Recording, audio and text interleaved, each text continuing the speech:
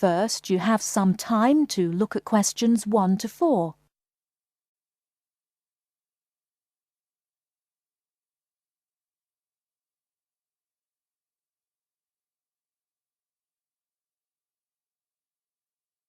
Listen carefully and answer questions 1 to 4. Good afternoon.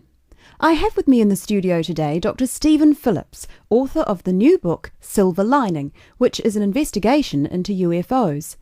Now, Dr. Phillips, can you tell us a little about your book? Yes, certainly. Over the last 12 years, I've become increasingly interested in the subject of UFOs, and this book is a compilation of all the sightings I've heard about, together with evidence. You see, so many people are convinced that there is life on other planets that I thought I would do some research myself. And what did you find? Are we alone in the universe? You sound sceptical. Well, you'll have to buy the book to find out my personal conclusion, but I can tell you this. There are a lot of sightings in a number of different countries, and the surprising fact that I have found is that despite never having met each other, a great number of these witnesses describe an almost identical object. Now, I realize that television and the media has given us all a mental picture of a UFO, a silver ship with bright lights that moves at very high speed. What interested me was that in all the eyewitness accounts I heard, people gave very precise and detailed descriptions that varied only slightly. Reports from America, Europe, even Asia, all share a significant number of similarities. Interesting. Tell me, have you been able to see any evidence yourself? Well, no. My aim in writing this book was not really to present my own opinion, but to gather all the information available and collate it into a kind of reference guide. Personally, I don't have anything much to add apart from the conclusions that I've drawn from the accounts I've heard. I understand that there is a strong body of opinion that claims there is hard evidence that is being suppressed by the American government. Could you comment on that?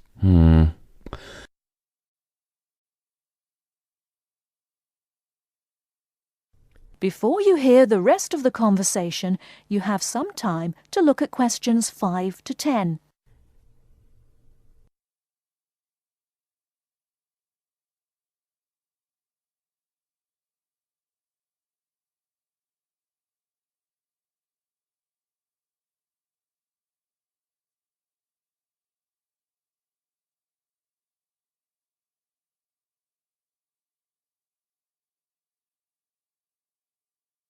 Now listen and answer questions 5 to 10. Personally, I don't have anything much to add apart from the conclusions that I've drawn from the accounts I've heard. I understand that there is a strong body of opinion that claims there is hard evidence that is being suppressed by the American government. Could you comment on that? The second chapter of my book actually talks about a place in America that has often been in the media, Area 51. Area 51? Yes, it's a military base in New Mexico. In 1947, a man called McBrazel claimed... Sorry, who? McBrazel. That's M-A-C, capital B-R-A-Z-E-L. Anyway, McBrazel claimed to have found pieces of an alien spacecraft on his farm in Roswell. Now, many people believe that this was true and that the government of the time took the debris. Since that time, they have denied all knowledge of any such find, and accounts by the many leading experts at the time dismissed the claim, believing that McBrazel had actually found pieces of a higher altitude weather balloon that had disintegrated. Now, the lack of information combined with the large number of conspiracy theorists means that no useful scientific conclusion can be drawn, but I have found out one or two surprising details. Again, you'll have to buy the book if you want to find out more. Okay. Now, I understand that an overwhelming majority of UFO sightings occurred in America. Do you find that in any way relevant? Well, as I mentioned before, there are a large number of conspiracy theorists, and the popularity of science fiction programs in America could lead you to suspect that these sightings may be nothing more than an overactive imagination. However, I have found that there are a number of other factors that determine UFO sightings. In Northern Europe, the number of reports is very low, whereas in Southern Europe, where there is more open space, less light pollution, and generally clearer skies, the number of sightings increases. Now, when you consider the vast open areas of America, particularly around New Mexico, there is an argument that UFOs are simply easier to see in certain geographical and climatic situations. Well, I've never thought of that. If I could ask you one final question, Dr. Phillips, what about alien abduction? Well, I don't really cover that in my book. You see, I was looking to present facts from which people could draw their own conclusions. With these reported abductions, I've found them to be very unreliable. Well, thank you very much for your time. Before we finish, I'd just like to add that Silver Lining is available at all leading bookstores, priced at £19.99. Until next week, goodbye. That is the end of part 1. You now have half a minute to check your answers.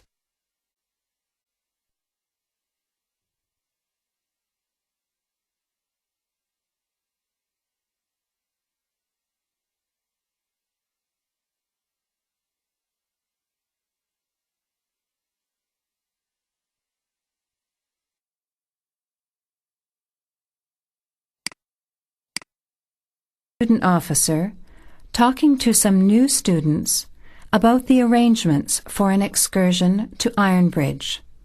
First, you have some time to look at questions 11 to 15.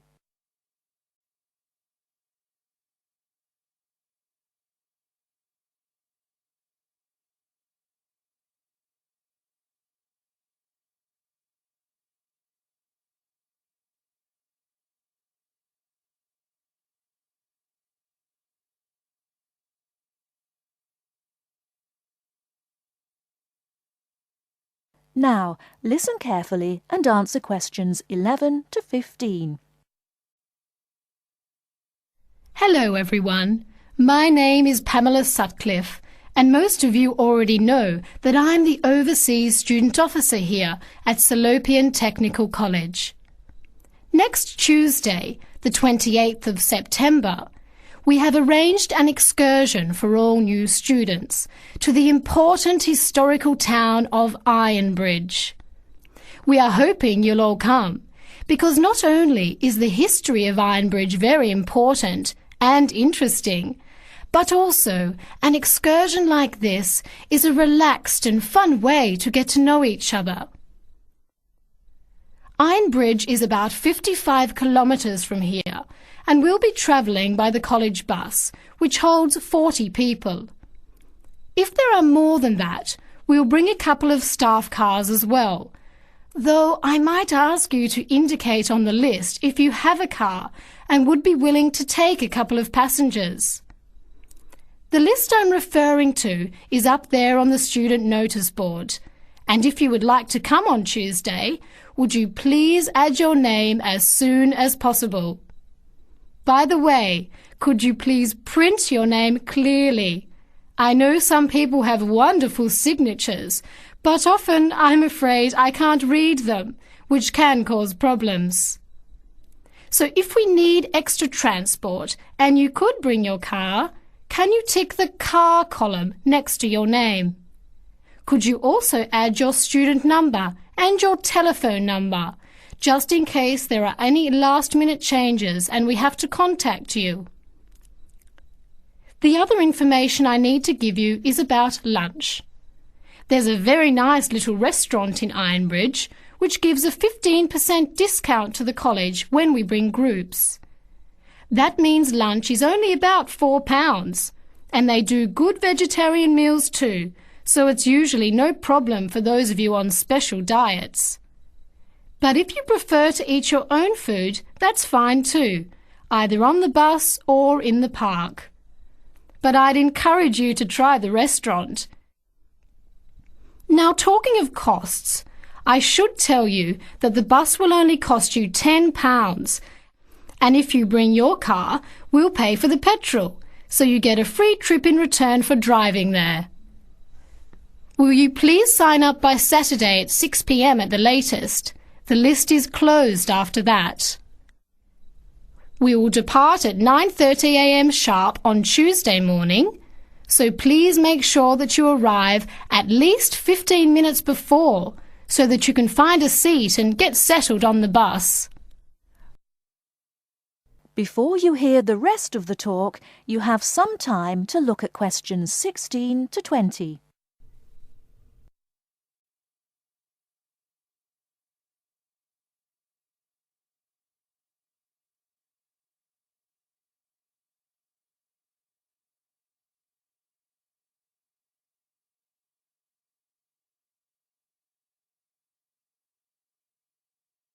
Now listen and answer questions 16 to 20.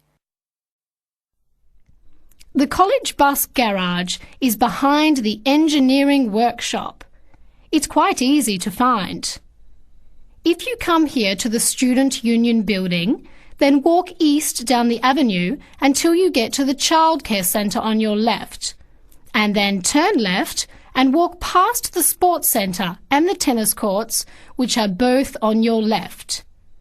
Cross over Central Square, and opposite you is the engineering workshop.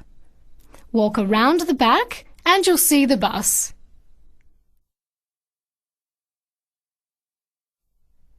Please wear comfortable shoes, as we'll be walking around Ironbridge and be on our feet for most of the day.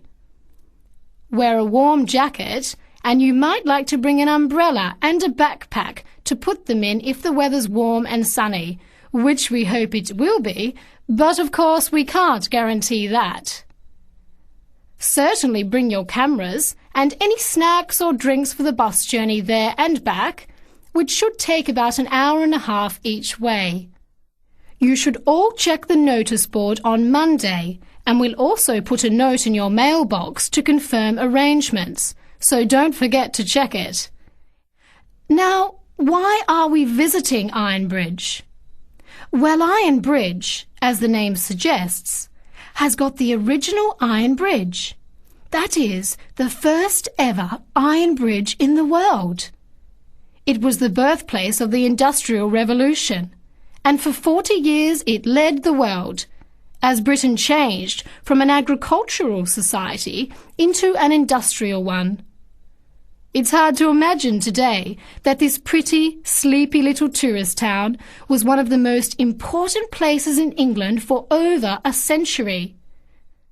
Just imagine, 200 years ago, people from all over Europe and even North America came to Ironbridge to learn about what was then the latest technology. Today it is listed as a World Heritage Site by the United Nations, as they consider the unique collection of industrial monuments, rank it alongside the Grand Canyon, the pyramids, and the Great Barrier Reef. One place that's fun to visit is Blist Hill, which is a reconstruction of a small Victorian industrial town where people are working and living as they did 100 years ago. I hope you'll enjoy the day. It's been a very popular excursion in previous years, so I'm looking forward to going again next Tuesday. Now don't forget to put your name on the list as soon as possible. That is the end of part 2. You now have half a minute to check your answers.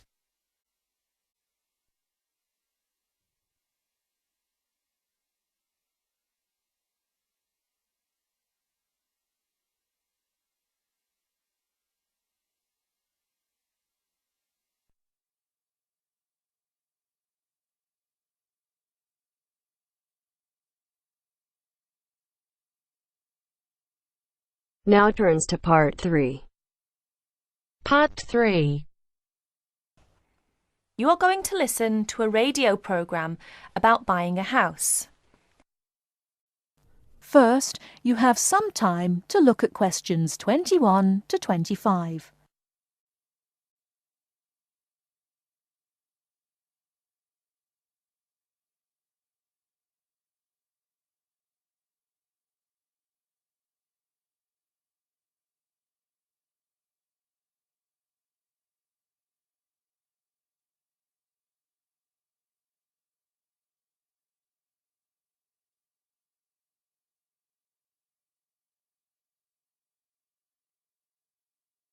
Now listen carefully and answer questions 21 to 25.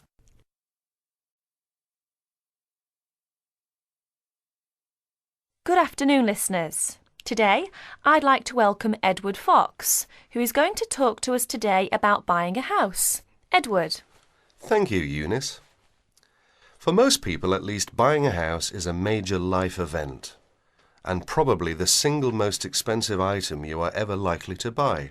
It is also a place that you can make your home. Therefore, thinking carefully before you make a purchase is of the utmost importance.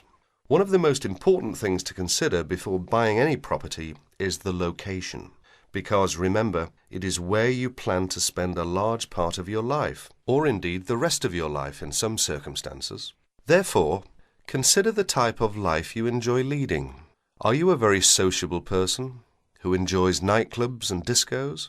If so, then you may wish to consider something close to the city, or indeed in a city where it is convenient for all types of nightlife. On the other hand, if, like me, you prefer a quieter life, then you may want to consider something away from the city. However, do remember that proximity to your place of work is also important. Indeed, we spend most of our life at work, and you don't want to have to spend 2 or more hours every day travelling to work now, do you? Therefore, transport is the utmost importance. City suburbs, however, are often conveniently located for commuting to work, All for shopping. without being in the heart of a busy city. You may, however, think that a house in the suburbs would be far too expensive. Yet houses located in cities can often exceed the price of suburban houses. So check out the prices. You may be surprised. Family is another important consideration. You may prefer a house that is away from a busy street or main road. And of course, remember that children have to attend school. Is there a good school in the area, or would your children have to travel a long distance to get to school? Therefore, if you have children, or you plan to have children, location is a very important factor. And of course, remember that a family influences the size of the property. Before you hear the rest of the talk, you have some time to look at questions 26 to 30.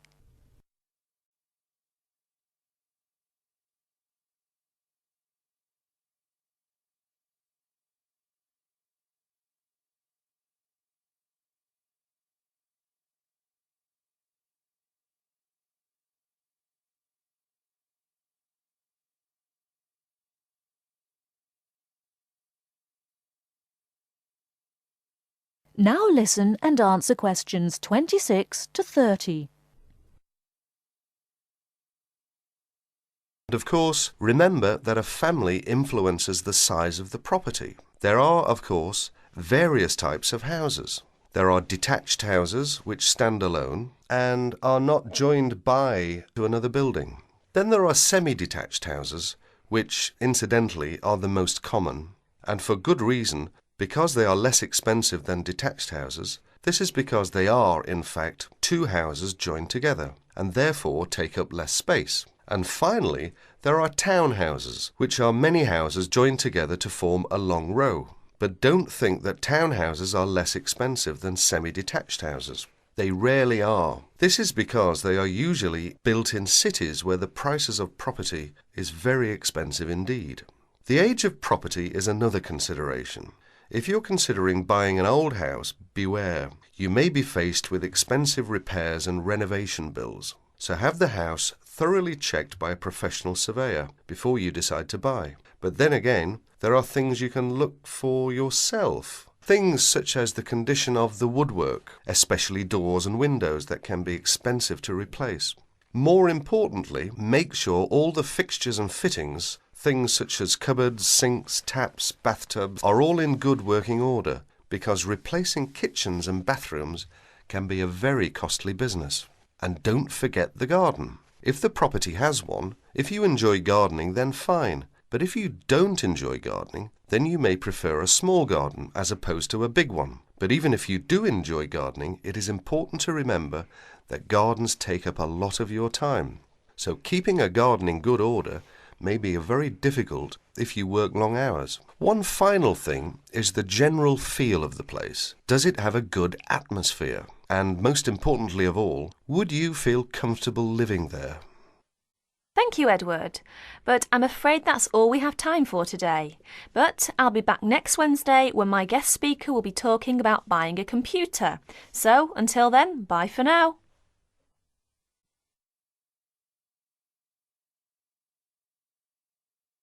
That is the end of part 3. You now have half a minute to check your answers.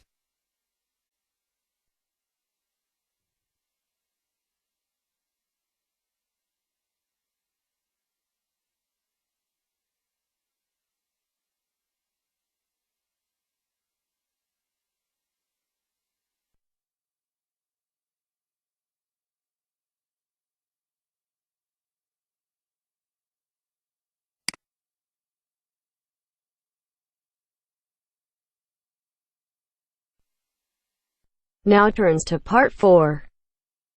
Part 4. You'll hear a lecture on human civilization. First, you have some time to look at questions 31 to 40.